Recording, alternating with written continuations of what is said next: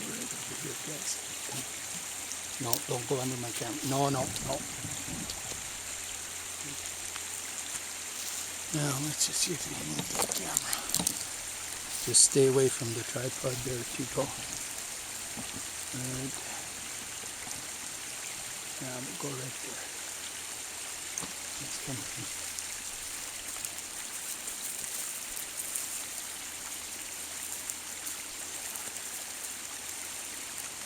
Come right up here. Oh, yes, come back. Good. Teeko, just come over. Good. Good. Good. How's my guys, huh? How's my guys? Come right up here, Teeko. Teeko.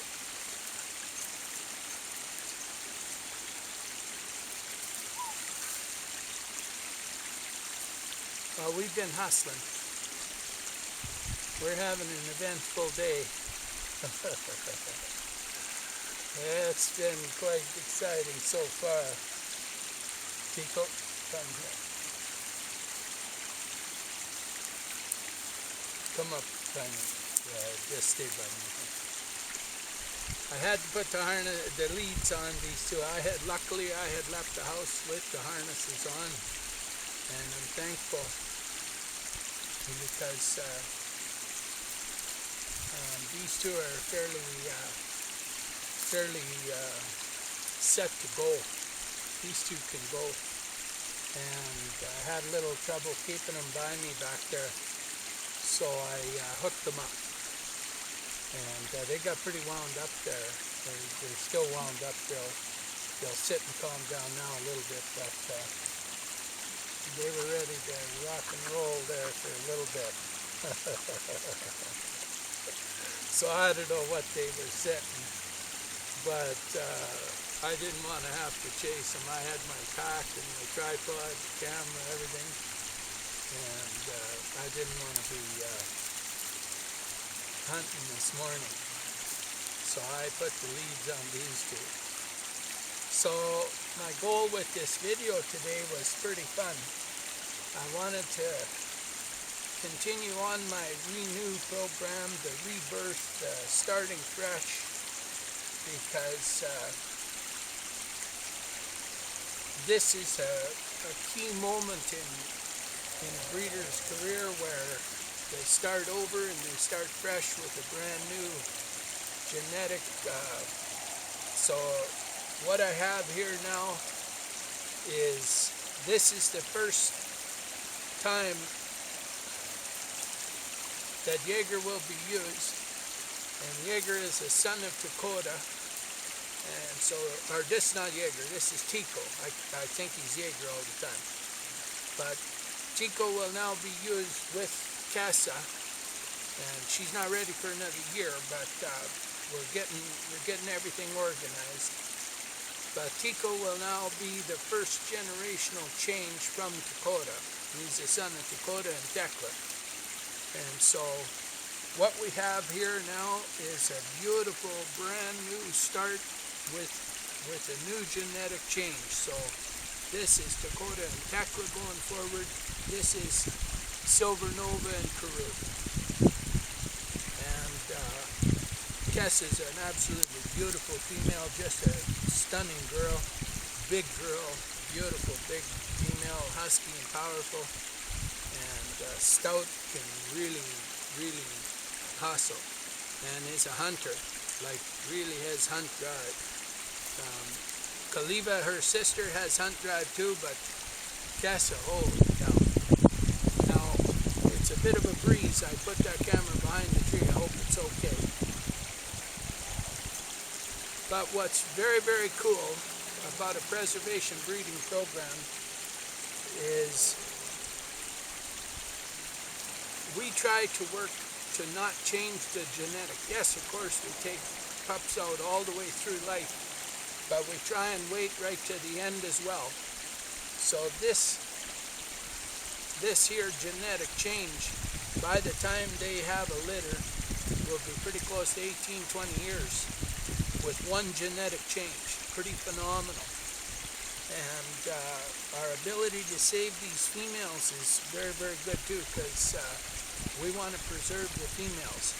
Now, normally I talk about the females a lot on preservation, but what I'm talking about today is the male side of the equation.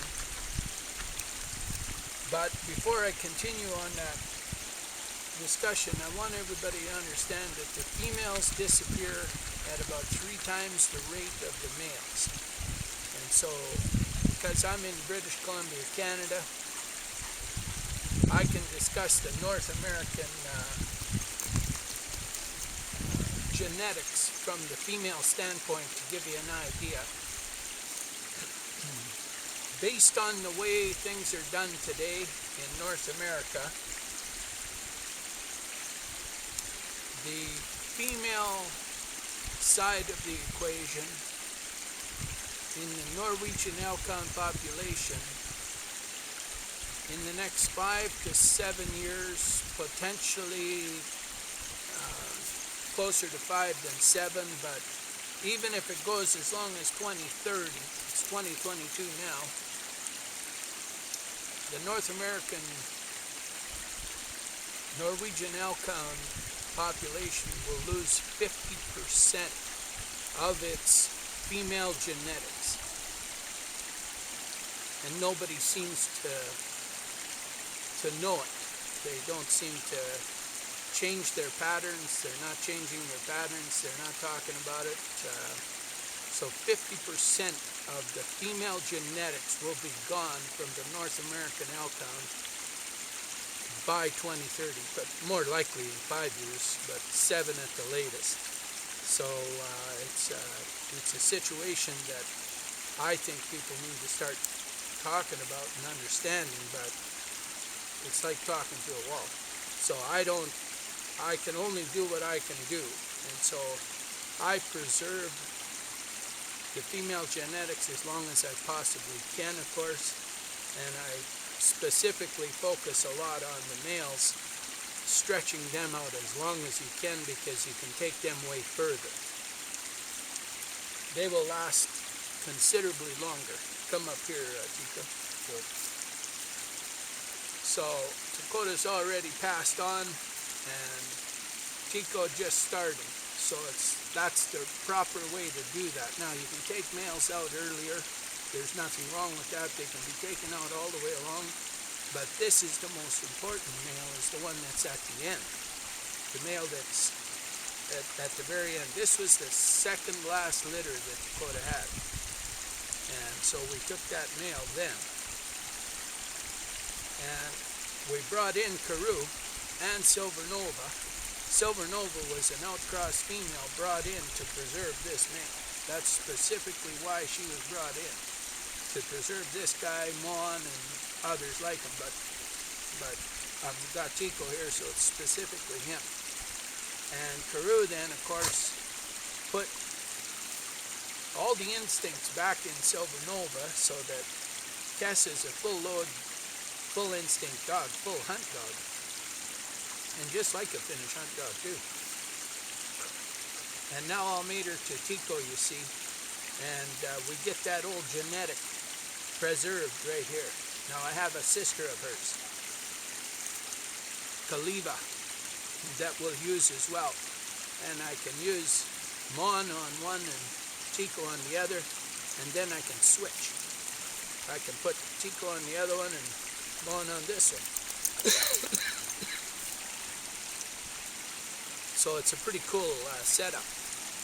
But in preservation breeding, if the breeders don't start to preserve certain genetic lines in their female lines and start changing how they preserve their females, they're all going to be running the same female, because they'll all be the same genetic pretty fast.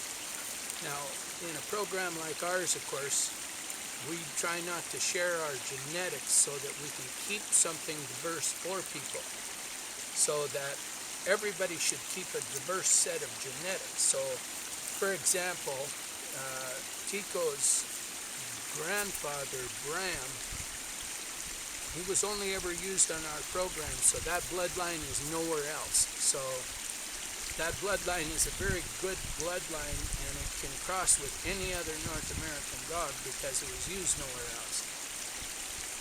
Teeko will not be used anywhere else, so that's a very good bloodline that could be used a fair bit if push came to shove and there was a whole shortage of genetics, which there will be.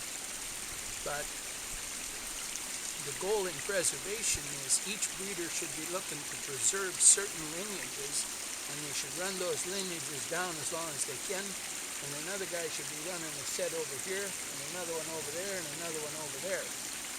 Instead of everybody using the same genetics, they should all have their own unique lines, and then there's always blood to cross. But that's not the way it's done these days, and breeders are basically studying their males out to many females, and that bloodline gets across a whole bunch of breeders, a whole bunch of lines, and that's not a preservation technique by any stretch.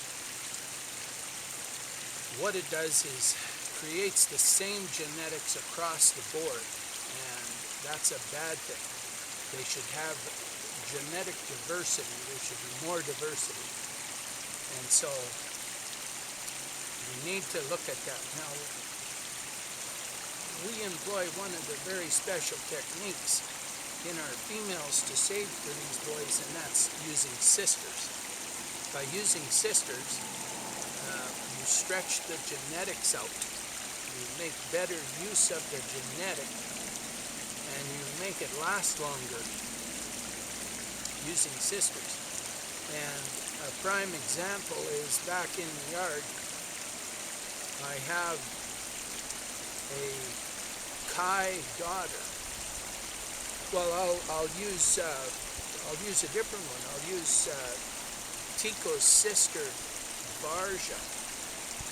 So that's a Letta daughter, and she won't be bred for another year. And her sister, Luna, has already had all her litters and passed on. And Barja's just started. So you can see how those sisters will slow the changes in the genetics. They'll slow that down, just like the males. And breeders have to start using that concept more, or we're going to all be running the same dogs pretty darn soon. And I want to try and do my part by running my program very unique so that everybody understands it. Everybody knows this genetic going downhill, like they can follow this whole bloodline to here. And by bringing this fantastic female into the program now, using Karu, we have a bloodline that's nowhere else. That Karu bloodline is here, not in North America. And so by using these two here, we start out then with a very, very unique pup that comes out of this combination that preserves a great deal of old blood that is nowhere else, and allows some ability for the Elkhound Association, the Elkhound breed, the Elkhound breeders, the whole pool of genetics, some advantages in that these bloodlines are nowhere else. Silver Nova is in a few places, but not many. I took her out of the last litter, and so that was a pretty good way to do that, to know that none of the other females are bred. So that gave us a chance to preserve a genetic there with a bloodline that's not so infused out there. But because Silver Nova came from that group, that does mean that there is a few of them. So, but if that's all you have to worry about not matching, that's not bad. So it's a very, very exciting day to bring this pair out for me today and showcase this set of dogs. At the start of their program, she'll cycle here this fall, late summer, and whenever she hits 2, then we'll get her bred. But she's such a magnificent female, and Teeko's a magnificent big stud dog. I always call him Jaeger because he looks so much like Jaeger. He reminds me of Jaeger a lot. And he's a big fella, he's a big boy. And Kessa's a big girl too. She's one of the biggest females I have. By the time she's 2, she'll be a really stout female. So this is an exciting pair because this will be Teeko's first litter. And his mother, Tekla, is a rock star, let me tell you. And his dad, of course, legendary. So he's a good-looking boy. And he's got a mate here like you wouldn't believe. And Kessa's sister, Kaliva, is pretty fantastic too. Not quite as big as Kessa, but she's every bit as tough. And she's a hunter too. So we're excited about this. We're really excited. So yeah, I would hope that we can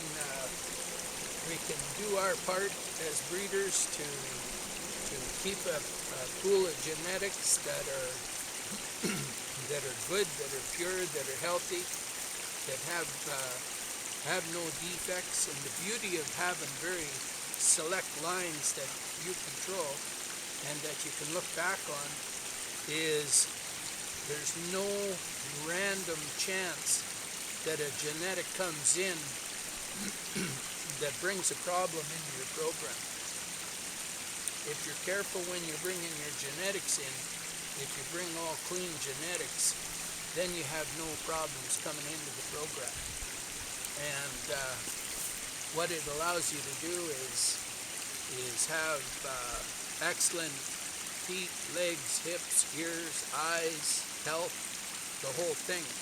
If there's an environmental aspect that comes along, well, that's something out of the control of the breeder. But as far as genetics go, if you can watch the lines you come in on, you end up with very, very good lines. So when somebody comes to us, they can come back and they can look at many generations of the dogs and see many, many litters of pups out of sisters and brothers and aunts and uncles, grandpas, grandparents, all of that, and analyze and know that the genetics are sound.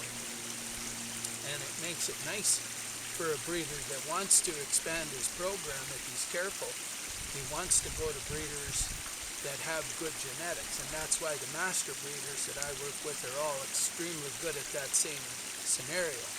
They pick out of bloodlines that are well known, that are solid for health, and they give me, of course, very, very healthy genetics as well. So that's how we work that. It is, one of the proven ways to keep the breed strong. And then what it also does is, if you're very careful with the genetics that you bring in, you don't need to bring many. And if you watch your programs carefully, you don't have to bring many dogs in at all. And you can run your whole career with just a few bloodlines. And it takes a little bit of work, of course, but it's not hard. And then you don't have any problems, contributing any problems to the overall Elkhound breed that way. What you're doing is you're enhancing the overall breed. Now, all the people that buy our pups, you see, they understand what we're doing, and so they're helping the overall Elkhound breed as well, because they want to have a good Elkhound, and they want their kids to have one, and they want dogs left for their grandkids. And by helping a preservation breeder, they ensure that that still goes on. But we have to be able to show what we're doing. We have to be able to show that what we're doing is preserving. And this is a prime way to do it today. There isn't a breeder out there today that would have kept a male 5 years before they used them. There's just nobody doing that. But we put the money into feeding them, keeping them, caring for them, holding them back, so that we get the right female, the right combination of genetics, and use them at the right time. There was no need to use them before because I had his brother, so he could just wait. I could have potentially put him in on somebody, but there was really no reason. The whole goal was to get to here. And so it's the people that get our dogs, they appreciate that commitment. And for us, it's a wonderful day today to be able to share this. And I'll come up here with Mon and Kaliba and showcase that pair. I won't have to bring leads with that pair. This pair, when you get this pup home, you have to train him right away from the start, off leash, and then you'll be able to hike with him. But you better have a leash in your pack.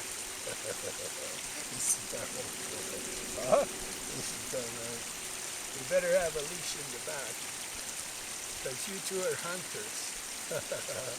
Well, this is a Karu daughter. This is a Takoda Bram. Couple of maniac hunters, right? So yeah, so you've got all of the Nordic champion bloodlines running there, the Ravenstone bloodline, all the Swedish bloodline. You've got all the Karu fancy triple champion Finnish hunt, Norway hunt, all of that. Plus you got all the show, this. Come up here, bro. Come up here. There's my girl. Come here. Come here. This just happens to be an Armani granddaughter. I hardly ever talk about him because the ladies don't want me to talk about him. So I don't mention him much. But he was the top dog in, I think it was 2018, 2019, can't remember which year. Top elkhound of all time there. He's like the number 4 highest ranked elkhound. He's one of the top champions. He's a gold standard dog. There is only a handful of them, like 5. And so the background of Kessa is pretty spectacular in her own right. But we don't talk about him much. They asked me not to do that. So I said that's okay. I won't mention him. He doesn't count.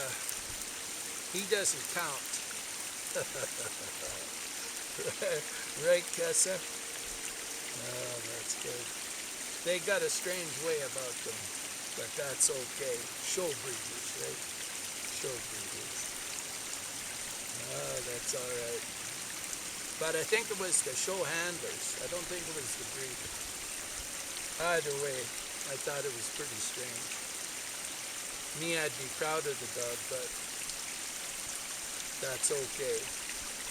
But I'm still proud of this dog, boy. Proud of this dog. I'm proud of this dog. Proud of this boy. You guys are good. Well, that's a good video. That's a good video. I'm getting workouts these days, boy. My pups are growing fat. Oh my God. Yeah. They're all walking, doing good. They come running when they hear me. They're good. You guys are good. You guys are good. You guys are good. You guys are good. All right, that's a pretty good video. Now we'll get you guys home without chasing that moose. How's that? Because we don't want to chase that moose right now. That's right. That time I hurt my ankle there. Wow! Come up by me, you guys.